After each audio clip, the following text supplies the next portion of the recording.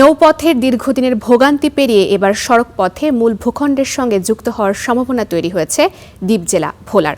রহমতপুর, হিজলা, মেহেদীগঞ্জ, ভোলা রুটে নতুন মহাসড়ক নির্মাণের উদ্যোগে উচ্ছ্বসিত ভোলাবাসী।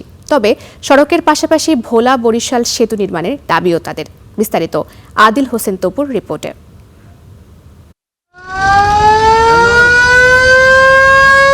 দ্বীপ জেলা ভোলা মূল ভূখণ্ডে যোগাযোগের একমাত্র মাধ্যম নৌপথ।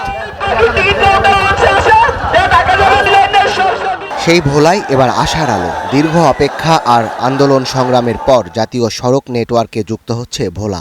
রহমতপুর, হিজলা, মেহেন্দিগঞ্জ, ভোলা রুটে নতুন মহাসড়কের উদ্যোগ নিয়েছে সরকার। এতে উচ্ছ্বসিত বাসিন্দারা। মাননীয় প্রধানমন্ত্রীর প্রতি অশেষ কৃতজ্ঞতা।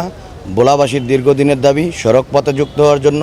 আমি যদি যে সড়ক পথে যদি হিজলা, মেহেন্দিগঞ্জ ব্যবহার করি, তাহলে বরিশাল শহরে আমার যেতে 3 ঘন্টা লাগতেছে। তবে মহাসড়কের পাশাপাশি ভোলা বরিশাল সেতুর দাবি আছে এখনো।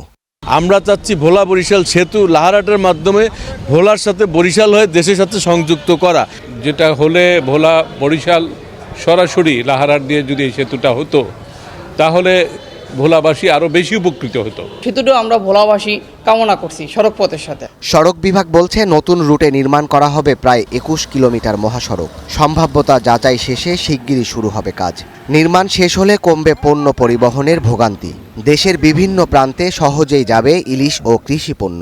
হিজলা উপজেলা পর্যন্ত বর্তমানে 36 কিলোমিটার রাস্তা সড়ক ও জনপথ অধিদপ্তরের সড়ক নেটওয়ার্কেই আছে এবং সেটা 18 ফিট অবস্থায় আছে। এই প্রকল্পটি বাস্তবায়ন করা গেলে তাহলে ভোলা থেকে মেহেন্দিগঞ্জ হয়ে হিজলা হয়ে একেবারে রহমতপুর পর্যন্ত সড়ক নেটওয়ার্ক বিস্তৃত হবে। ভোলা বরিশাল রোড, এই নেটওয়ার্কের ফলে এই রোড দিয়ে আমাদের গ্যাস বাংলাদেশের উন্নয়নের জন্য এটা ব্যবহৃত হবে।